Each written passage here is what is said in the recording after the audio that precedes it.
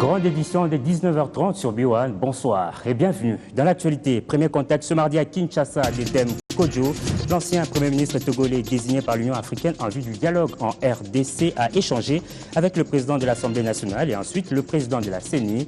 Rien n'a filtré de ces rencontres. L'actualité, c'est aussi ses souvenirs des émeutes du 19 janvier 2015 à Kinshasa et dans certaines villes du pays. Une année après, la journée n'est pas passée sous silence à Kinshasa. Des activités commémoratives ont été organisées par quelques formations politiques. Et puis en justice, Germain Katanga ne sortira finalement pas de prison. L'émissaire congolais avait été condamné par la CPI en 2014, puis transféré à Kinshasa afin de finir sa peine. Les autorités congolaises ont décidé de son maintien en détention.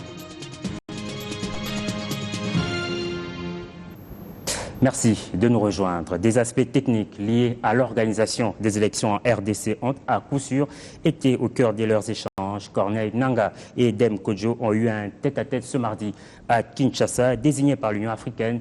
Le facilitateur a entamé ses consultations en vue du lancement du dialogue en RDC devant la presse. Edem Kodjo s'est refusé de tout commentaire. Je propose alors d'écouter Jean-Pierre Kalamba, rapporteur de la CENI. Il avait les points sur lesquels il voulait avoir la lumière. Nous supposons que ça lui a été donné. Il n'est qu'au début de sa mission. Il fait entendre les uns et les autres. Les jours que nous publions les calendriers, nous étions aussi, il était présent dans ces bâtiments et dans la salle. Donc il a les aspects multiples de la chose. Prenez patience, à lui de dire ce qu'il a dit. Et ce qu'il nous a demandé reste dans le cadre de notre mission en tant qu'institution technique d'appui à la démocratie de la RDC, appelée à éclairer les uns et les autres sur certaines préoccupations. Avant cette rencontre, Edem Kodjo a été reçu en audience par le président de l'Assemblée nationale, Aubin Minakou. Au sortir de leurs échanges, l'émissaire de l'Union africaine s'est une fois de plus refusé de tout commentaire. Pour sa part, le président de l'Assemblée nationale a poursuivi avec une série d'audiences dans son cabinet. Autre titre de ce journal, c'est la poursuite de la semaine des héros nationaux lancée par le Parti du Peuple pour la Reconstruction et la hommage rendu à Mzee Laurent Désiré Kabila. Les cadres et militants de ces partis ont célébré lundi Patrice Emery Lumumba à la place de l'échangeur. Un message fort a été lancé à l'endroit des jeunes du PPRD, celui d'incarner les idéaux de cet héros national. Deuxième journée de célébration de la semaine des héros nationaux pour les membres et cadres du Parti du Peuple pour la Reconstruction et la démocratie. Après avoir commémoré Mzee Laurent Désiré Kabila, le PPRD a réuni des jeunes de Kinshasa à la place de l'échangeur de Limete pour les sensibiliser et leur parler des valeurs nationalistes qui sont l'héritage de Patrice Emery Lumumba au peuple congolais. Aujourd'hui, c'était une journée que nous avons appelée Dombola Bendele, donc le drapeau du Congo. Nous nous sommes appropriés aujourd'hui le drapeau du Congo pour montrer à la face du monde que nous n'avons pas oublié Lumumba. Ils ont tué le corps, mais il est encore beaucoup plus vivant dans nos veines, dans nos esprits, dans les idées que nous allons continuer à professer. Et c'était la démonstration d'aujourd'hui. C'est depuis le 14 que le PPRD a commencé à commémorer les martyrs et les héros. Et nous estimons qu'aujourd'hui, nous du PPRD, parce que les combats menés par Kimpavita, par Mzee, par Lumumba et par Fumukimbangu, c'est un combat noble. Et nous avons pensé associer tous les partis amis qui partagent l'esprit lumumbiste, l'esprit muséiste, et Fumukimbangu et Kimpavita, que nous tous nous retrouvons ici parce que c'est la même cause. Message bien capté par les jeunes de ce parti qui décident d'incarner ses idéaux et se battre pour une paix durable dans la République. Pour nous, la jeunesse, c'est encore une fois le moment où nous devons nous approprier le sentiment du patriotisme rénovateur comme élément moteur qui va consister à nous battre pour la sauvegarde de l'intégrité de notre territoire, à l'amour de la patrie, au travail pour que ce Congo soit plus beau qu'avant, comme nous le disons dans notre hymne national. Le moment fort était celui de la lecture du discours de Patrice Emery Lumumba par les cadres du PPRD et les adeptes des Vuvamo qui ont entonné des chansons révolutionnaires, puis la remise de prix de la tombola. Et puis, autre point chaud de l'actualité, c'est ce souvenir. Il y a une année que Kinshasa et quelques villes du pays ont connu des émeutes. C'était un certain 19 janvier 2015. À la base, une interprétation divergente et parfois erronée d'un article de la loi électorale pour vous rafraîchir la mémoire, prenant ces récits de Steve Mbouy. Janvier 2015, le 19e jour du mois, Kinshasa se réveille sous une psychose d'une hypothétique manifestation projetée par l'opposition contre la révision de l'article 8 de la loi électorale. Aux premières heures du matin, les agents de l'ordre étaient déployés dans certains coins de Kinshasa. Les attroupements se créent un peu partout dans la capitale, les émeutes éclatent. Très vite, le mouvement gagne l'intérieur du pays. L'objectif des manifestants dans la capitale était de gagner l'hémicycle du Palais du Peuple. Des manifestants viennent de certaines communes de la capitale. La manifestation tourne à l'affrontement entre manifestants et forces de l'ordre. Les activités sont paralysées, boutiques, magasins et autres officines saccagées. Les marchés sont fermés, la circulation sur les principales artères de la capitale est presque inexistante. Les quelques véhicules visibles en circulation sont ceux des agents de l'ordre en alerte pour dissuader les manifestants. Les écoles fermées, enseignants et élèves cloués à la maison, les rares qui s'étaient rendus ont été priés de regagner leur domicile. Kinshasa, ville morte 3 jours durant, tout tournait au ralenti. En toile de fond, l'opposition avait appelé à manifester contre la loi électorale qui était adoptée le 17 janvier 2015 à l'Assemblée nationale et dont l'examen en seconde lecture devait débuter le même lundi au Sénat. Le dit texte mentionnait que le recensement de la population était un préalable à l'organisation des prochains scrutins présidentiels et législatifs. Des manifestations qui avaient fait plusieurs blessés et des morts. Parlons encore sécurité avec cette incursion lundi en début de soirée des combattants ADF au village Kokola. Au passage, un taximan moto a été tué et des pillages enregistrés. Le commandement de l'opération Sokola 1 pour l'éradication des ADF a, par la bouche de son porte-parole, annoncé les retours au calme. Eric Assumissi. C'était une soirée en mélodie des armes, lundi 18 janvier au village Kokola, situé en groupement Bamouba-Kisiki, 18 km au nord de la jeune commune rurale de Wikia. Des sources indépendantes affirment qu'un taximan moto a été tué par les assaillants avant de piller des maisons de commerce et une pharmacie. Aux sources d'ajouter qu'une partie du centre de santé de Kokola a été aussi brûlée par les assaillants. Le porte-parole du secteur opérationnel Grand Nord et Sokola 1, lieutenant Makazoukaï, note par ailleurs qu'aucune perte en vie humaine n'a été enregistré. Il n'y a pas eu de perte en vie humaine de deux côtés. Seulement l'ennemi a réussi, comme d'habitude, à voler quelques graines de riz et de haricots qui se trouvaient dans le magasin de l'unité qui a été attaquée. La situation a été maîtrisée la même soirée, indique cet officier. Nous travaillons sur ça. Tout était rentré dans l'ordre plusieurs soirs parce qu'il était question seulement de contenir cette attaque-là qui était une attaque par surprise et on a organisé la fouille et le ratissage comme nous le faisons habituellement.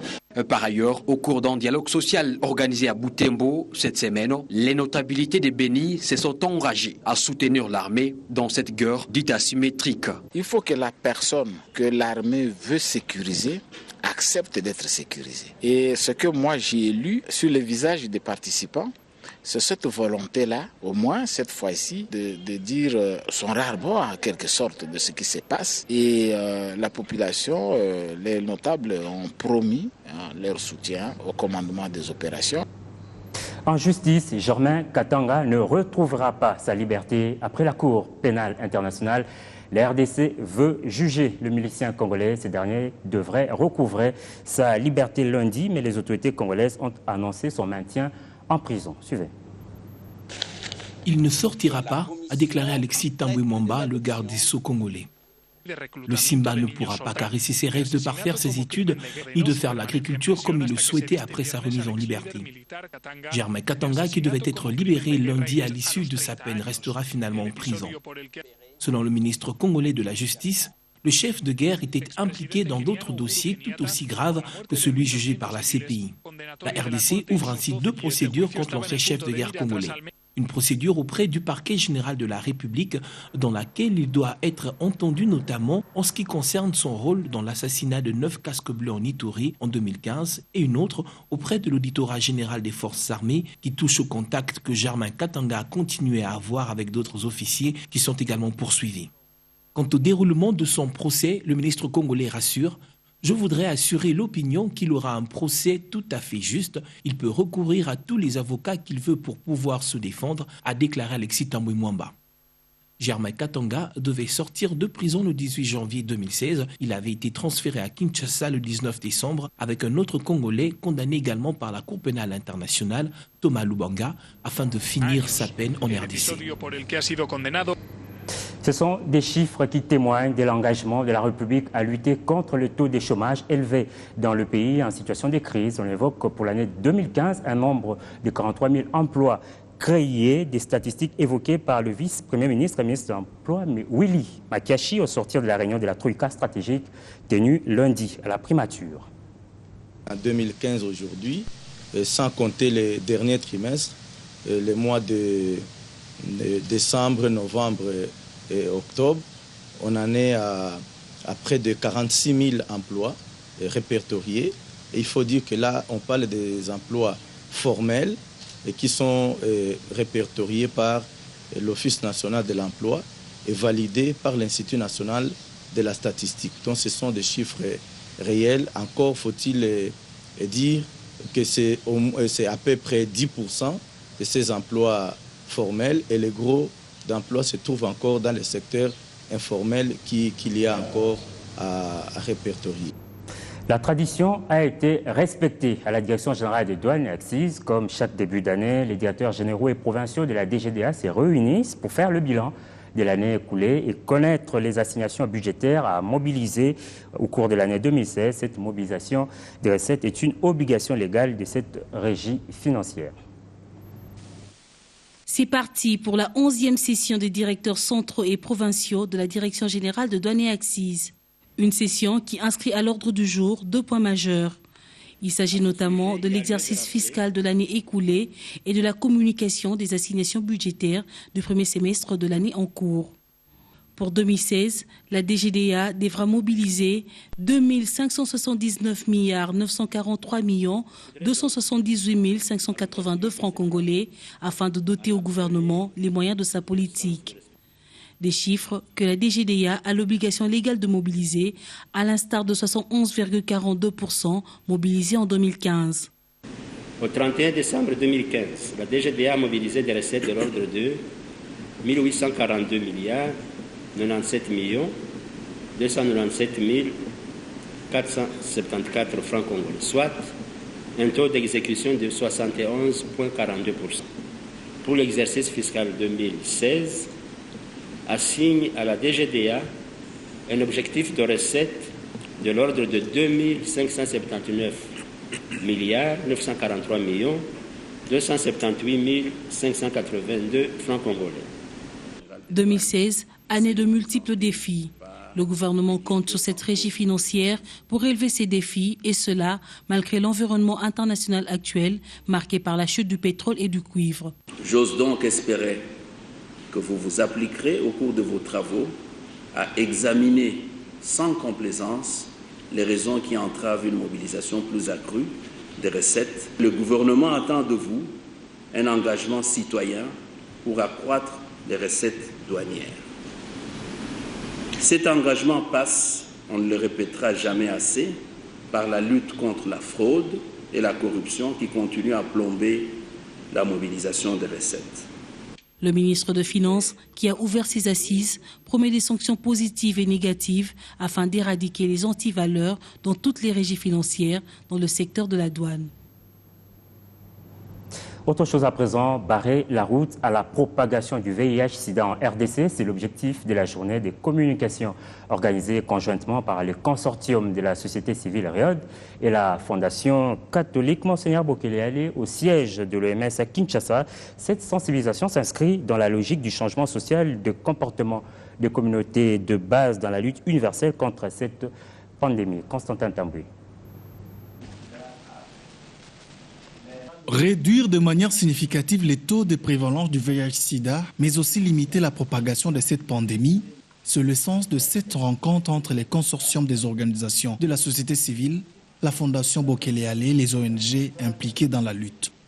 La dynamique vise à mettre en place un mécanisme efficace de sensibilisation pour le changement des comportements et d'apprentissage des méthodes de prévention à la base. Tout le monde peut facilement éviter le VIH-Sida parce qu'il y a des mesures préventives qu'il faille mettre en pratique pour protéger celui qui est encore sain. Au niveau de la RDC, il y a des progrès importants comparés à il y a 5 ans, il y a 10 ans. Il y a des progrès importants dans la lutte contre le VIH-Sida. Mais nous sommes arrivés à un niveau où il ne faut pas baisser les bras.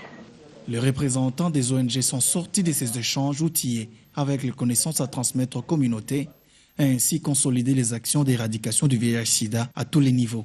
C'est accompagner le gouvernement pour lutter contre le VIH-Sida. Et c'est ça que nous avons organisé, que nous avons invité la société civile, nous avons invité les participants pour que nous essayions d'aider la population à lutter vraiment contre le VIH-Sida.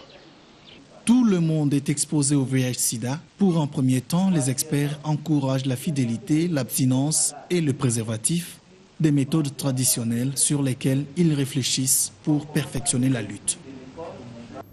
Et puis cette nouvelle, avant de nous quitter, cette rencontre entre les responsables du CESAC et les chefs de presse dans la province de Kwilu, des échanges qui ont tourné autour de l'organisation des médias, ainsi que pour en finir avec l'anarchie enregistrée l'année dernière. Depuis Bandunuville, Joumar Fawa est notre correspondant.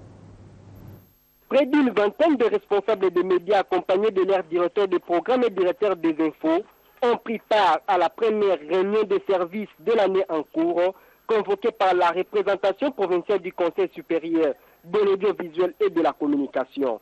Au centre de cette rencontre, les constats faits par ces derniers au sujet du fonctionnement des médias audiovisuels en 2015 dans la province du Bandundu démembrée.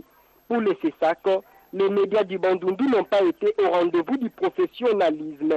Le moment est donc venu pour innover et opérer de profonds changements dans la production et surtout dans les comportements des professionnels afin de revenir aux fondamentaux du métier et de travailler sans relâche à l'amélioration de la qualité du produit.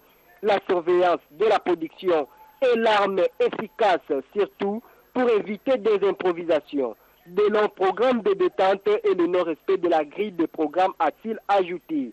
Le CESAC a ensuite exhorté l'assistance à veiller constamment aux valeurs universellement reconnues aux médias, à savoir la neutralité, l'objectivité et la fiabilité.